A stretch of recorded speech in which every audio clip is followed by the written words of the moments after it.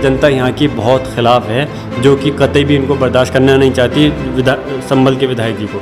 और संभल विधानसभा से टिकट हमें होगा, जब पूरे प्रदेश नहीं पूरे देश का किसान इस चीज़ के लिए कह रहा है हमें इस चीज़ की ज़रूरत नहीं है और सरकार कह रही है ये आपके फ़ायदे के हैं। अरे जब जिसको ज़रूरत नहीं है तो आप काय का फ़ायदा दिखा रहे हो? अगर भैंस के आगे बीन बजाने की तरह है। इस टाइम डिक्टेटरशिप पर उतरी हुई है, उसको कुछ नज़र नहीं आ रहा, उसके लिए कानून संविधान कुछ नहीं है।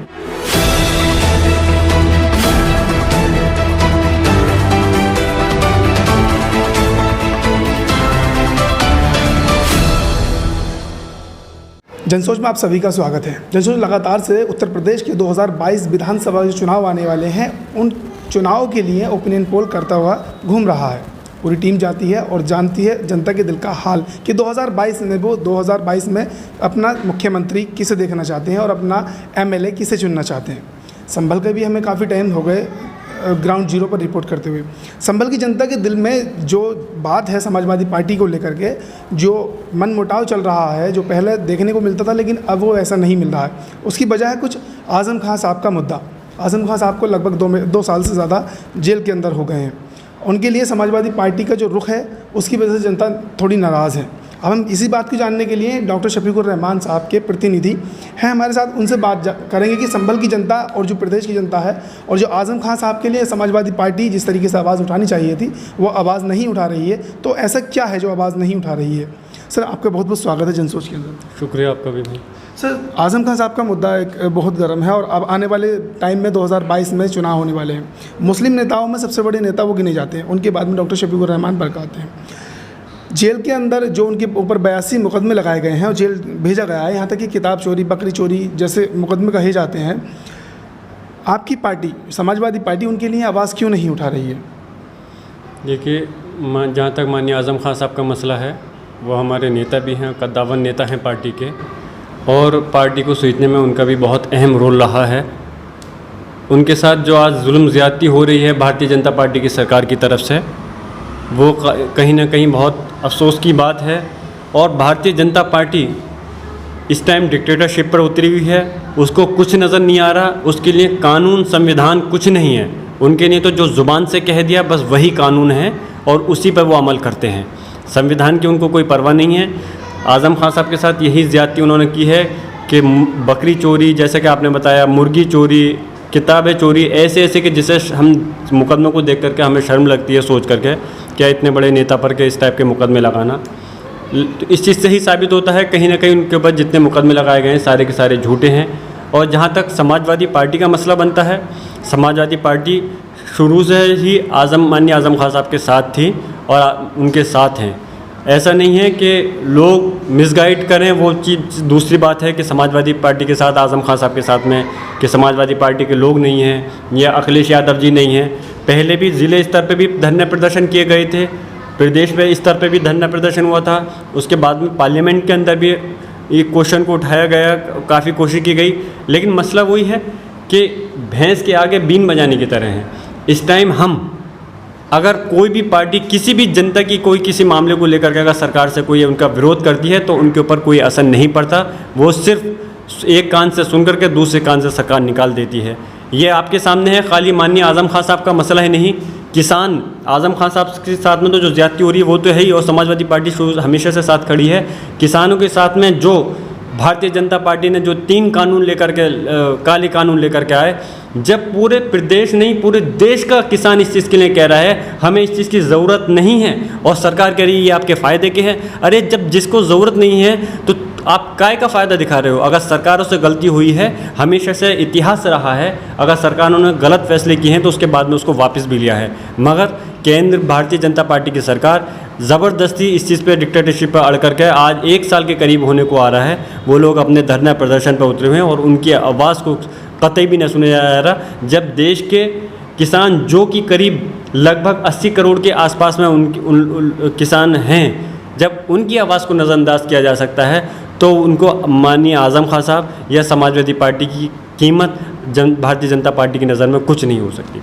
समाजवादी पार्टी जो इस वक्त उत्तर प्रदेश के अंदर विपक्ष में है, तब आपकी बात नहीं सुनी जा रही है, फिर आप धरना नहीं कर रहे आज़म खान साहब के लिए, तो आप अपने जो आपकी जनता है, जो आपको चुनती है, जो आपकी पार्टी के लोगों को चुनती है, तो फिर उनकी आवाज़ कैसे उठेगी जब इतने बड़े नेता की आवाज़ नहीं सुनी जा रही है? नहीं, धरना प्रदर्शन तो किए थे माननीय आज़म खान साहब के लिए किया था। आपने शायद देखा भी होगा उस टाइम बीच में, देखिए कोरोना काल की स्थिति ऐसी रही, अभी लॉकडाउन लग गया था और उन चीज़ को मद्देनज़र रखते हुए बीच में गैप किया गया। लेकिन जब भी माननीय राष्ट्रीय अध्यक्ष अखिलेश यादव जी ने निर्देश दिए पूरे उत्तर प्रदेश के अंदर, तो तमाम संगठन और प्रतिनिधियों ने जम करके माननीय आज़म खान साहब जी के समर्थन में उतरे। और उसके अलावा भी हर जगह, हर ज़िले पर, पूरे उत्तर प्रदेश के अंदर हर जगह लोग भारतीय जनता पार्टी मुखातबत में हों। जो समाजवादी पार्टी से जुड़े लोग हैं, वो ख़ासतौर से वो लोग कि आज़म खान साहब के साथ में जो ज़्यादती की जा रही है उनको रिहा किया जाए और उनके ऊपर से जो झूठे मुकदमे हैं ये उन सब चीज़ से उनको बरी किया जाए। ये ऐसा नहीं ये कि समाजवादी पार्टी के लोग आज़म खान साहब जी के साथ नहीं है, ऐसा नहीं है। हमारे बर्क साहब मेरे दादा मोहतरम भी हैं और सांसद भी हैं, मैं उनका रिप्रेजेंटेटिव हूँ, वो भी पूरी तरह से माननीय आज़म खान साहब जी के साथ हैं। और रामपुर भी गए थे, 2 बार रामपुर भी गए वहाँ पर और वहाँ पर उनके समर्थन में रैली भी, धरना प्रदर्शन भी करके आए थे। और आज भी अगर कभी भी ज़रूरत पड़ेगी तो ना ही बर्क साहब या हम या कभी समाजवादी पार्टी कभी पीछे नहीं आज़म खान साहब जी का साथ देने से। बस मसला वही है कि भारतीय जनता पार्टी वो सुनवाई नहीं कर रही, लेकिन समाजवादी पार्टी माननीय आज़म खान साहब जी के साथ में खड़ी है। और इंशाल्लाह ताला हमें अपने नेतृत्व से उम्मीद है राष्ट्रीय अध्यक्ष अखिलेश यादव जी से, वो आज़म खान साहब जी का कभी साथ नहीं छोड़ सकते। अच्छा जी, संभल की हम बात करते हैं।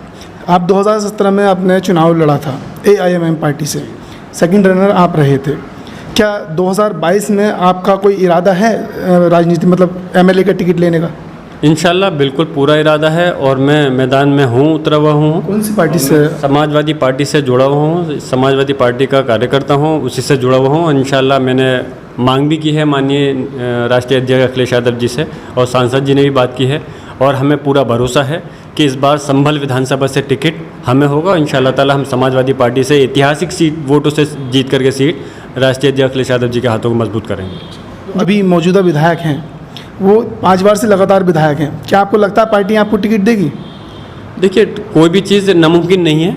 अगर हम ये चीज़ सोच कर के कुछ हमें काम करना हो और हम फॉर एग्ज़ाम्पल अगर हम संभल के लिए कुछ करना चाहते हैं और हम ये सोच करके बैठ जाएं कि हम कर नहीं सकते, हमारे अंदर वो चीज़ जज्बा नहीं है, वो हमारी ताकत नहीं है, हम संभल के काम कर सकें, तो इसका मतलब हमने हार तो पहले ही मान ली। हम ऐसा नहीं सोच सकते। टिकट अगर दिए जाते हैं तो वो पार्टी के द्वारा ही दिए जाते हैं और टिकट कटते हैं तो वो भी विधायक और सांसदों के टिकट कटते हैं। अगर पार्टी सिर्फ ये देखती है कि कौन से कैंडिडेट पार्टी का को जिता करके पार्टी की सरकार बनाने में, सवाल वही है ना कि 5 बार से लगातार तो बनते हुए आ रहे हैं, वो एक भी बार नहीं हारे 5 बार से, तो 6ठी बार में अगर वो लगातार में अगर पार्टी उन पर भरोसा दिखाएगी, और जाहिर सी बात है दिखाएगी, उनसे हटने के बाद में आपके ऊपर क्यों दिखाए पार्टी इसलिए दिखाएगी ना क्योंकि इस समय उनका जो संभल के अंदर जनता के प्रति विरोध है, उस चीज़ को मद्देनज़र रखते हुए, और दूसरा पार्टी के सामने ये रहे कि आज हर पार्टी अपने सर्वे कराती है जब चुनाव आते हैं, तो उससे पहले समाजवादी पार्टी ने सर्वे कराया है या कराएंगी, जो भी है वो, क्योंकि सीक्रेट रहता है। अब उनको इस चीज़ से अंदाज़ा हो जाएगा कि जनता यहाँ की बहुत ख़िलाफ़ है, जो कि कतई भी इनको बर्दाश्त करना नहीं चाहती संभल के विधायक जी को। और दूसरी पॉइंट ये है कि हमारे जो राष्ट्रीय अध्यक्ष अखिलेश यादव जी हैं, उनके सामने ये बात भी है कि 2017 में मैं समाजवादी पार्टी से कैंडिडेट नहीं था, लेकिन उसके बावजूद भी अल्हम्दुलिल्लाह यहाँ की जनता ने मुझ पर भरोसा दिलाते हुए करीब 62,000 वोट मुझे दिए। वो चीज़ भी उनकी नज़र में रहेगी, तो जाहिर सी बात है। और फिर बर्क साहब का चेहरा भी हमारे माननीय राष्ट्रीय अध्यक्ष अखिलेश यादव जी के नज़र में है कि उनकी वजह से हमें संभल से टिकट मिलने की पूरी उम्मीद है और उन्हें यकीन है कि हम लड़ेंगे तो इंशाल्लाह जीत भी ऐतिहासिक वोटों से जीतेंगे। और पार्टी कतई ये नहीं चाहेगी कि किसी ऐसे कैंडिडेट को, अगर कोई 5 बार विधायक बन जाए या 6 बार बन जाए, तो ये गारंटी नहीं है कि 7वीं बार भी वही बन जाएगा, या कोई 4 बार बन गया तो 5वीं बार भी वो बन जाएगा। ये यहाँ हिंदुस्तान के अंदर लोकतंत्र है, भले आज भारतीय जनता पार्टी ने उसका लोकतंत्र को बिल्कुल संविधान को दरकिनार कर दिया हो, लेकिन लोकतंत्र के हिसाब से यहाँ पर जनता ही चुनती है अपने नुमाइंदों को, विधानसभा में जाएं या लोकसभा में जाएं। इसलिए हम अगर वो कई बार जीत गए तो बादशाह ही नहीं है कि अगली बार भी वही बन जाएंगे। पार्टी की नज़र में है कि उनका जो विरोध है जनता के दरमियान वो किस हद तक है। इस वजह से हमें उम्मीद है कि हमारे अध्यक्ष जी उनका टिकट हटा करके हम पे भरोसा दे करके हमें टिकट देंगे इंशाल्लाह, तो हम ऐतिहासिक वोटों से जीत कर कुछ सूत्र ये कह रहे हैं कि जो आपको टिकट होने की उम्मीद है तो वो ये है कि आज़म खां तो अभी जेल में है, मुस्लिमों के बड़े नेता वो हैं। 3 मुस्लिम सांसद हैं, एक तो आज़म खां, डॉक्टर शफीकुर रहमान बर्क और ST हसन जो मुरादाबाद से हैं। आज़म खां साहब जेल के अंदर है, दूसरे मुस्लिम नेता डॉक्टर शफीकुर रहमान बर्क बचे। उनको राज़ी रखने के लिए या उनका चेहरा आगे करने के लिए आपको टिकट दे सकते हैं? नहीं, ऐसी कोई बात नहीं है कि मतलब कि राज़ी करने के लिए या वो चीज़ साबित करने के लिए, क्योंकि राष्ट्रीय अध्यक्ष अखिलेश यादव जी हैं तो वो सभी लोगों को साथ में लेकर के चल रहे हैं। भारतीय जनता पार्टी ये करना चाहती है कि वो धर्म के नाम पर इलेक्शन लड़ना चाहती है, लेकिन समाजवादी पार्टी जो है सब लोगों को साथ में लेकर के इलेक्शन लड़ रही है। वो चाहती है किसी के साथ में नाइंसाफ़ी नहीं हो। हाँ, मैंने 3 मसले रखे हैं कि जिसकी सबसे बड़ी वजह कि यहाँ के पार्टी के विधायक के ख़िलाफ़ जो जनता का विरोध है वो, और दूसरा जो मुझे 62,000 वोट मिले थे उस बिना पे, और बर्क साहब एक बड़े नेता हैं, इसमें कोई दो राय नहीं है, सब लोग वाकिफ़ हैं। तो इसलिए माननीय राष्ट्रीय अध्यक्ष अखिलेश यादव जी बर्क साहब की बात को बहुत अच्छे उससे लेते हैं, इसलिए मुझे उम्मीद है कि उनकी बात को नहीं काटेंगे और इंशाअल्लाह ताला इन तीनों ख़ास तौर से मसले को ध्यान में रखते हुए हमारे नेता हमें टिकट देंगे। जब आप 2017 में AIMM से आपने चुनाव लड़ा था, 62,000 आपने वोट दिए थे। अब AIMM भी इस वक्त चुनाव में 2022 में अपना बिगुल फूंक चुकी है। क्या लगता है AIMM कैसा प्रदर्शन करेगी आपके सामने? देखिए, अभी मैं उस पर वैसे कोई ख़ास तस्करा नहीं करना चाहता, लेकिन मैं बस इतना कहूँगा कि सिर्फ़ और सिर्फ अगर यहाँ पर संभल के अंदर से इंशाअल्लाह ताला या उत्तर प्रदेश के अंदर हुकूमत सरकार बनेगी तो समाजवादी पार्टी की, मैं अल्लाह के भरोसे कह रहा हूँ, मैं कोई वैसे मकरूरियत में कोई बात नहीं कह रहा, समाजवादी पार्टी की हुकूमत बनेगी। जहाँ तक चाहे वो AIMIM का मसला हो या आप पार्टी का मसला हो, मैंने खुद कहा था अभी आपसे कि हमेशा मुद्दे अलग अलग होते हैं। प्रधानी ज़िला पंचायत में अलग होते हैं, विधानसभा में अलग होते हैं और लोकसभा में अलग बिल्कुल मुख्तलिफ होते हैं। ज़िला पंचायत के आधार पर कोई भी पार्टी विधानसभा को जीतने का काम नहीं कर सकती है, और यहाँ पर विकल्प भारतीय जनता पार्टी का। हमारा यह है कि आप AIMM से लड़ते हैं 2017 में विधायकी का चुनाव, अब 2022 में आप समाजवादी से आने के लिए कह रहे हैं। AIMM अपना नुमाइंदा अलग बता रही है, तो वो कितना आपके वोटों पर असर डालेंगे जो आपको 62,000 वोट मिले हैं? देखिए, अभी तो हम यही नहीं कह सकते कि AIMIM चुनाव लड़ेंगी या नहीं लड़ेगी, और लड़ेंगे तो किससे गठबंधन कर करके लड़ेंगे, समाजवादी से गठबंधन होगा या किसी दूसरी पार्टी से होगा। लेकिन इंशाल्लाह मैं इतना कह सकता हूं कि आने वाले वक्त के अंदर अगर जो भी अगर AIMIM का फैसला होगा, हमारे ऊपर कोई इंशाल्लाह असर नहीं पड़ने वाला। हम समाजवादी पार्टी से जितने वोट हमने इंशाल्लाह पहले लिए थे, अगर समाजवादी से टिकट हमें इंशाल्लाह होता है तो 1 लाख को हम पार करेंगे। 1 लाख से पार करेंगे इंशाल्लाह। चलिए, शुक्रिया। ज़ियाउर रहमान बर्क साहब हमारे साथ हैं।